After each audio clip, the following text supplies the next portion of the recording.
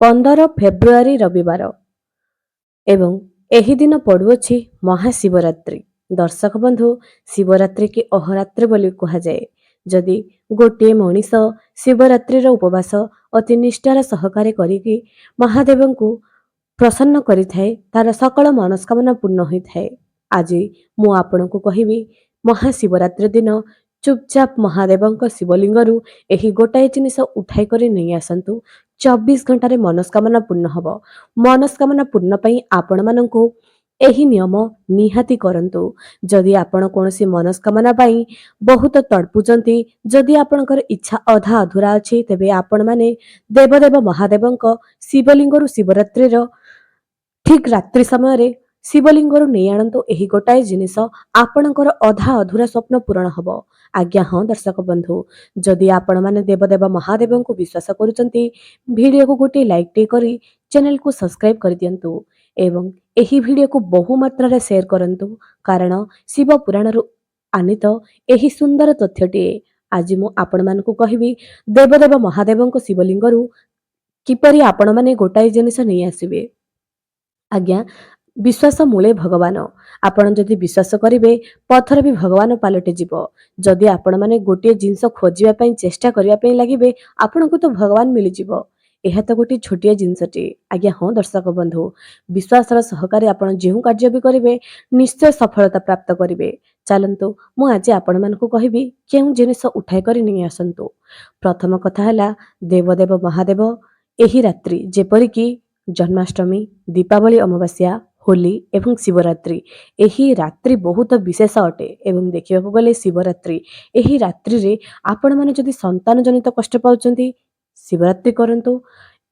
ଯଦି ଆପଣମାନେ ଧନଜନିତ ସମସ୍ୟା ପାଉଛନ୍ତି, ଚାକିରି ସମସ୍ୟା ପାଉଛନ୍ତି, ଜୀବନରେ ରୋଗରେ ପୀଡ଼ିତ ରହୁଛନ୍ତି, ଜୀବନରେ ବହୁତ କଷ୍ଟ ଚାଲିଛି, ତେବେ ଶିବରାତ୍ରି ହେଉଛି ସବୁଠାରୁ ଶ୍ରେଷ୍ଠ ରାତ୍ରି। ଯଦି ଆପଣମାନେ ନିଜର ଅଧା ଅଧୁରା ଇଚ୍ଛା ପୂରଣ କରିବା ପାଇଁ ଚାହୁଁଛନ୍ତି, ବିଭିନ୍ନ ପ୍ରକାରର ଇଚ୍ଛା ଅଛି ଯେ ଶିବରାତ୍ରିରେ କେଉଁ ଜିନିଷ ଅର୍ପଣ କଲେ କଣ ମନସ୍କାମନା ପ୍ରାପ୍ତ ହୁଏ। ଯଦି ଆପଣ ଶିବଲିଙ୍ଗରେ ଆଖୁ ରସ 1 ଲିଟର ଢାଳିବେ, ତେବେ ଆପଣ ଧନଜନିତ ସମସ୍ୟା ଦୂର ହେବ। ଯଦି ଶିବଲିଙ୍ଗରେ ଆପଣ ସେହିଦିନ ରାତ୍ରିରେ ଗେହୁ ଅର୍ଥାତ୍ ଗହମର ବାଲି, ଯେପରି ଧାନ କେରା, ସେପରି ଗହମ ବି ଗୋଟିଏ ଲମ୍ବା ନାଡ଼ରେ ଲାଗିକରି ଥାଏ। ଆପଣମାନେ ବୁଝିପାରୁଥିବେ, ଏହାକୁ ଚଢ଼ାଇଲେ ଶିବରାତ୍ରି ଦିନ ରାତ୍ରି ସମୟରେ ଆପଣ ସନ୍ତାନ ଜନିତ ସମସ୍ୟା ଦୂର ହୋଇଥାଏ। ବରକୋଳି ଚଢ଼ାଇବାର ନିୟମ ଆପଣ ଜାଣିଛନ୍ତି? ଯଦି 12ଟି ବରକୋଳି ଶିବଲିଙ୍ଗରେ ଚଢ଼ାଯାଏ, ଜନ୍ମ ଜନ୍ମାନ୍ତରର ଗରିବୀ, ଦୁଃଖ, ଦରିଦ୍ରତା ଦୂର ହୋଇଥାଏ, ରୋଗ ଦୂର ହୋଇଥାଏ।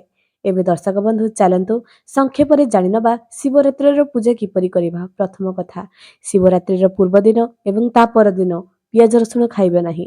ଶିବରାତ୍ରି ଦିନ ଆପଣମାନଙ୍କୁ ସକାଳୁ କେଶ ଧୋଇକରି ଭଗବାନଙ୍କୁ ଦର୍ଶନ କରିବାକୁ ଯିବାକୁ ପଡ଼ିବ। ଗୋଟିଏ ଲୋଟା ଜଳରେ ତା ସହିତ ପଞ୍ଚାମୃତ ଏବଂ ଭଗବାନ ମହାଦେବଙ୍କର ଅତି ପ୍ରିୟ ଗଗେଶ, କେତକୀ, ଧଳା ଅରଖ, ଧଳା ଦୁଦୁରା, ବେଲପତ୍ର, ଶମୀପତ୍ର, ଅକ୍ଷତ, ପଦ୍ମ ଫୁଲର ମଞ୍ଜିର ହାର, କମଲଘଟାର ହାର, ଏହିସବୁ ନେଇକରି ଆପଣ ଚାଲିଯାଆନ୍ତୁ ଶିବ ମନ୍ଦିରକୁ। ଏବଂ ଦେବଦେବ ମହାଦେବଙ୍କ ପାଇଁ ଆପଣମାନେ ଗଞ୍ଜେଇ, ଧଳା ଚନ୍ଦନ, ଅଷ୍ଟଗନ୍ଧ, ମହୁ ଏସବୁ ନେଇକରି ଚାଲିଯାଆନ୍ତୁ ଏବଂ ମହାଦେବଙ୍କୁ ଗୋଟିଏ ପରେ ଗୋଟିଏ ଚଢ଼ାଇ କରି ମହାଦେବଙ୍କର ଅଭିଷେକ କରାଇ ଦିଅନ୍ତୁ। ଅତି ଶ୍ରଦ୍ଧାର ସହକାରେ ସ୍ୱାମୀ ସ୍ତ୍ରୀ ମିଶିକରି ଯଦି କରନ୍ତେ, ତେବେ ଏହା 100 ଗୁଣ ପୁଣ୍ୟର ଫଳ ପ୍ରାପ୍ତ କରିବ।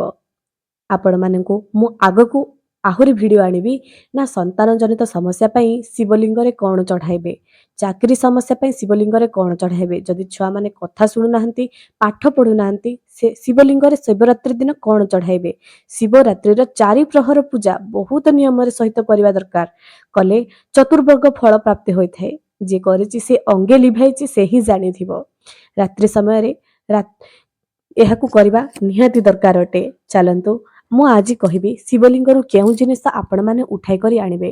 କେବଳ ଶିବରାତ୍ରି ନୁହେଁ ଆଜ୍ଞା, ଆପଣ ଯେକୌଣସି ସୋମବାର ଦିନ, ଯେକୌଣସି ବି ସୋମବାର ଦିନ ଦେବଦେବ ମହାଦେବଙ୍କର ଆଜ୍ଞା ନେଇକରି ଗୋଟାଏ ବେଲପତ୍ର ଶିବଲିଙ୍ଗରୁ ଉଠାଇ କରି ଆଣିବେ। ନିଜର ମନସ୍କାମନା ଦେବଦେବ ମହାଦେବଙ୍କୁ ଜଣାଇବେ ଏବଂ କହିବେ, ଏହି ବେଲପତ୍ରକୁ ମୁଁ ଅତି ସାହିତ୍ୟ ଯତ୍ନର ସହକାରେ ନେଉଛି। ଯେଉଁଦିନ ମୋର ମନସ୍କାମନା ପୂର୍ଣ୍ଣ ହୋଇଯିବ, ଆଣିକରି ପୁଣି ଆପଣଙ୍କ ଶିବଲିଙ୍ଗରେ ମୁଁ ଅର୍ପଣ କରିଦେବି। ଏମିତି କହିକରି ଆପଣ ଗୋଟାଏ ବେଲପତ୍ର ନେଇକରି ଆସନ୍ତୁ। ସେହି ବେଲପତ୍ରକୁ ଆପଣଙ୍କ ପାଖରେ ଅତି ବିଶ୍ୱାସର ସହକାରେ ଶ୍ରଦ୍ଧାର ସହକାରେ ରଖନ୍ତୁ। ଯେଉଁଦିନ ଆପଣଙ୍କର ମନସ୍କାମନା ପୂର୍ଣ୍ଣ ହୋଇଯିବ ତାହାକୁ ନେଇକରି ଅଶୋକ ସୁନ୍ଦରୀଙ୍କ ଜାଗାରେ ଛୁଆଇଁ ଦିଅନ୍ତୁ, ରଖିଦିଅନ୍ତୁ। ସେହି ବେଲପତ୍ର ମଉଳି ଯାଇଥିବ କିନ୍ତୁ ତାପରେ ବି ତାହାକୁ ଯେହେତୁ ଆମେ ଭଗବାନଙ୍କର ଆଦେଶ ନେଇକରି ଆଜ୍ଞା ନେଇକରି ଆଣିଛେ ପୁଣି ଯାଇକରି ଭଗବାନଙ୍କ ପାଖରେ ରଖିଦେବା। ଏହା ଶିବରାତ୍ରି ଦିନର ଏକ ଚମତ୍କାରୀ ଫାଇଦା ଅଟେ। ତା ସହିତ ଗୋଟାଏ ଗୋଲମରିଚ, 7ଟି କଳା ରାଶି ନିଜର ମନସ୍କାମନା ଆଖି ବନ୍ଦ କରି କୁହନ୍ତୁ ଏବଂ ତାହାକୁ ଶିବଲିଙ୍ଗରେ ଚଢ଼ାଇ ଦିଅନ୍ତୁ। ଗୋଟିଏ ମାସ ଭିତରେ ଆପଣଙ୍କର ମନସ୍କାମନା ନିହାତି ପୂରଣ ହେବ। ହଁ ଆଜ୍ଞା, ବିଶ୍ୱାସର ସହକାରେ କରନ୍ତୁ। ଯଦି ଆପଣଙ୍କର ମନସ୍କାମନା ପୂରଣ ନ ହେବ ଆପଣ କହିବେ। ତା ସହିତ ଯଦି ଆପଣମାନେ ନୂଆ ଘର କରିବା ପାଇଁ ଚାହୁଁଛନ୍ତି, ନୂଆ ପ୍ଲଟ୍ କରିବା ପାଇଁ ଚାହୁଁଛନ୍ତି, କରିପାରୁନାହାନ୍ତି, ଏହାର ଉପାୟ ବି ମୁଁ ନେଇ ଆସିବି। ଆଗକୁ ମୋ ସହିତ ମୋ ଚ୍ୟାନେଲରେ ଯୋଡ଼ି ରୁହନ୍ତୁ। ଏମିତି ନୂଆ ନୂଆ ଜିନିଷ ଶିବରାତ୍ରି ପାଇଁ ନେଇ ଆସୁଛି। ଧନ, ସୁଖ, ସମୃଦ୍ଧି, ବୈଭବତା ସବୁ କିଛି ଆସିବ ଆପଣଙ୍କୁ। ତେଣୁ ଆପଣଙ୍କୁ ଏହି ଉପାୟ ନିହାତି କରିବା ପାଇଁ ପଡ଼ିବ। ଦର୍ଶକ ବନ୍ଧୁ, ଶିବରାତ୍ରି ହେଉଛି ଏମିତି ଏକ ରାତ୍ରି ଯେ ଆପଣ ମହାଦେବଙ୍କୁ ପ୍ରସନ୍ନ କରିପାରିବେ। ଶିବରାତ୍ରିର ଗୋଟିଏ ଛୋଟିଆ କଥାଟିଏ ଅଛି, ମାତ୍ର ଅଳ୍ପ ସମୟରେ ଆପଣଙ୍କୁ ପୂରଣ କରିଦେବି। ଗୋଟିଏ ଶବର ସବୁରୁଣୀ ଥିଲେ। ସେହି ଶବର ସଦା ସର୍ବଦା ଶିକାର କରୁଥିଲା। ସେ ଜାଣିନଥିଲା ଯେ ସେଦିନ ଶିବରାତ୍ରି ବୋଲି। ସେ ଆସିଲା ଜଙ୍ଗଲକୁ ଶିକାର କରିବା ନିମିତ୍ତ ଆସିଲା। ରାତିଯାକ ଅନିଦ୍ରା ରହିକରି ଗୋଟିଏ ବେଲଗଛ ମୂଳେ ସେ ଚୁପଚାପ ଶିକାର କରିବା ପାଇଁ ଜଗି ବସୁଥାଏ। ପ୍ରଥମ ପ୍ରହର ଆସିଲା। ସେ ଯେତେବେଳେ ଶିକାର କଲା ତା ପାଖରେ କିଛି ପାଣି ଥିଲା। ଯେମିତିକି ଶିକାରୀ କରିବା ପାଇଁ ଯେଉଁ ଜଙ୍ଗଲକୁ ଆସିଥାନ୍ତି ନିଜ ପାଖରେ ଗୋଟିଏ ବୋଟଲ ବା ସେହି ସମୟରେ ଯେଉଁ ଉପଲବ୍ଧ ଥିବା ପାଣିକୁ ଷ୍ଟୋର କରି ରଖିବାର ପାତ୍ରଟିଏ ଥିଲା।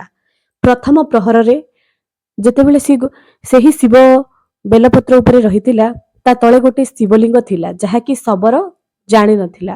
ସେ ଶିକାର କରିବା ପାଇଁ ଯେତେବେଳେ ପ୍ରଥମ ସର ହରିଣ ଉପରକୁ ଚଢ଼ାଇଥିଲା ସେତେବେଳେ ଗୋଟାଏ ବେଲପତ୍ର ଏବଂ ହଲଚଲ ଯେହେତୁ ହୋଇଯାଇଥିଲା ଟିକେ ପାଣି ବୁନ୍ଦା ମହାଦେବଙ୍କ ଶିବଲିଙ୍ଗରେ ଚଢ଼ି ଯାଇଥିଲା।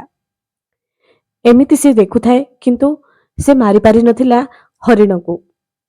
କିଛି ସମୟ ପରେ ପୁଣି ଆଉ ଗୋଟିଏ ହରିଣ ତାକୁ ଦେଖାଗଲା ପରି ଲାଗିଲା।